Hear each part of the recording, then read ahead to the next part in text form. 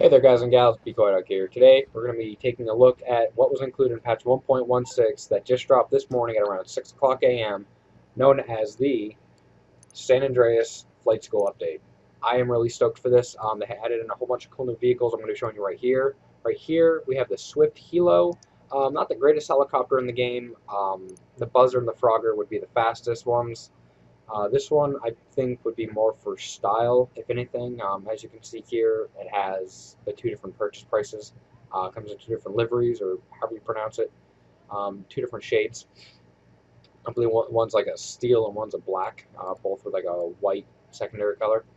Right here is the absolutely huge 16-seated Buckingham Miljet. This is one of the jets you end up having to use in the flight school, which is down located, which I'll be showing later. Same as in story mode, you go doing all the different missions. I believe there's 10 of them. Those are really cool, really interesting. I'll get more into that later. Right here, we have the really fast, really agile Western Bezra. I almost want to say that this is faster than the Laser. I might be wrong, but you have to use this very often when you get to the plane and jet portion of the flight school, and this thing is insanely fast, but it makes for a very difficult time when you have to slow it down. But I'm sure you guys will witness that when you get to it, when you go experience flight school. And also right here, the fourth vehicle that they have is the Invitero Classic Coquette. This is the hardtop right here with a purchase price right there. And this is the topless version for, just a little bit more. I went and bought the hardtop. I'm going to be showing you guys that right here. This is the hardtop classic Invitero Coquette, excuse me. I have it with a metallic midnight blue, with a pearlescent ultra blue, and a secondary color of bluish silver. I really wanted to lighten this car up. I didn't want to put on, the heavy tinted windows, the blacked out windows, or any of that. The engine sounds amazing. This car is wicked fun to drive, and I decided to go with the tuner tires as opposed to the classic tires because I think this older style car looks better with thicker tires as opposed to the bigger rims, which is what the sports category is. But anyways, that out of the way, we're going to take a look at what they got for the upgrades here. Bumpers, they have a good selection, but not much variety as far as aesthetics go, as you can see right here. It's not changing a whole lot. I guess it's all about, little bits of, changes to personal taste, and only the back bumper only has one with the chrome or secondary color. Right here, there's only one option for the hood, or two if you count the stock.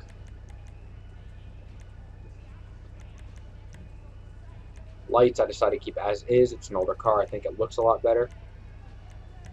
Roll cage, which I think is awesome. Couldn't hurt, excuse me.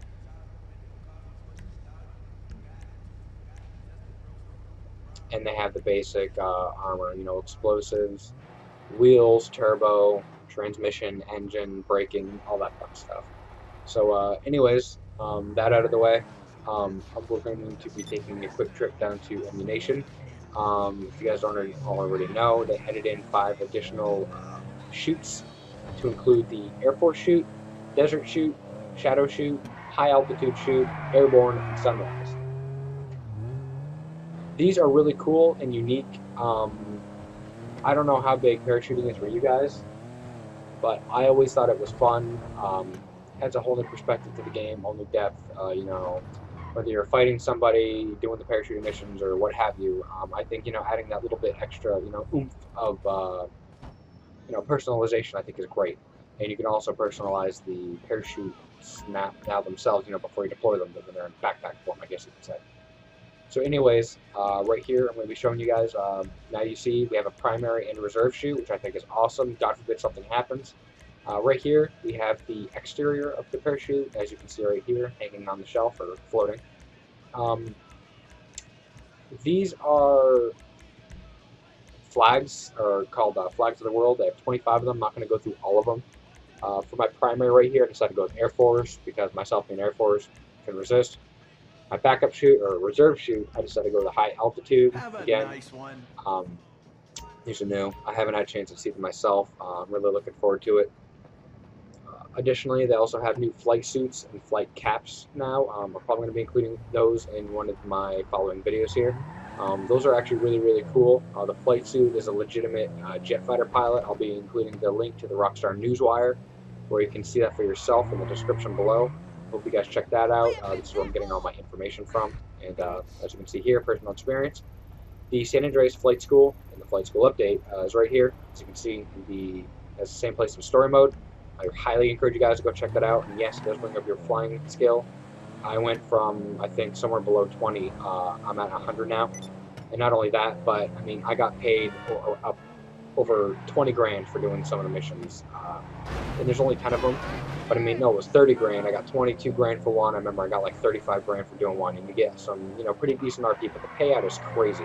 You're essentially getting paid to go bring up your flying skill and enjoy the DLC. So get out there, go do it, experience it, have fun, and see what it has to offer. And best of luck. Some of those can be pretty frustrating. Anyways, I'm gonna stop rambling about the flight school. Right here, I got a list from the Rockstar Newswire for patch 1.16, the GTA San Andreas Flight School update. I'm going to be reading down some of the major improvements that they put up on here. I'm just going to have you guys listen along if you enjoy the video. First off, cash rewards are no longer reduced by 50% on replay of a contact mission. Players will now receive the full reward for completing a mission every time. This is great, and I think it's even better twofold, because one, we're making more money. Who's going to complain about that? Two, I think along with that, I want to say more like a 1A, 1B, is that this is probably the most expensive DLC to date since we're buying all the aircraft, so I think this is really going to help us out. In addition to that, players will now receive more cash for playing contact missions in groups. So if you have 2 players, it's plus 10% cash, 3 players plus 20% cash. Please excuse my huge, massive screw-up right here. With 4 players, you will make 30% more cash. I think this is awesome. It'll highly encourage more teamwork and working, inviting more people to play, getting down that sense of teamwork, even with people that, you may not be familiar with playing with. Cash and RP for contact missions have been rebalanced. This is to ensure that all contact missions pay out a thorough reward in relation to the mission difficulty and amount of time taken. So if you do mission on hard and get it done really fast, better on you. The potential cash payouts have increased significantly overall, although some specific missions have been reduced as a result of the rebalance. The San Andreas Flight School is now open for business. We're going over that. 2 new planes, the car, the helicopter, the new vehicle, the 25 new flag shoots. We're covered all of that. The new flight suit, the flight cap. Also, players who downgrade to a smaller garage will now be able to request vehicles to a previous garage from the mechanic. That's awesome. Players and tanks will now show as such with a specific tank icon on the minimap. I think this is good because it helps us better locate those who are driving tanks around. Try to avoid that. Substantial changes made to on-call functionality to enable players to enter their choice of job as quickly as possible. And it fixed an issue where crew leaders could occasionally be unable to put a crew emblem on jackets or hoodies. I never experienced this, maybe you guys did. Please excuse this rendering issue right here. Surprise, motherfucker! Yeah. Anyways, the last 2 I got here, it fixed an issue in the creator where place props do not appear correctly. I had a huge issue with this when trying to make the contend, or excuse me, the capture mode. There we go. And lastly, a large number of new jobs have been added as always. I hope you guys enjoyed the video. If you did, drop a like. If you're not, haven't subscribed, go ahead and do that. BCoydog.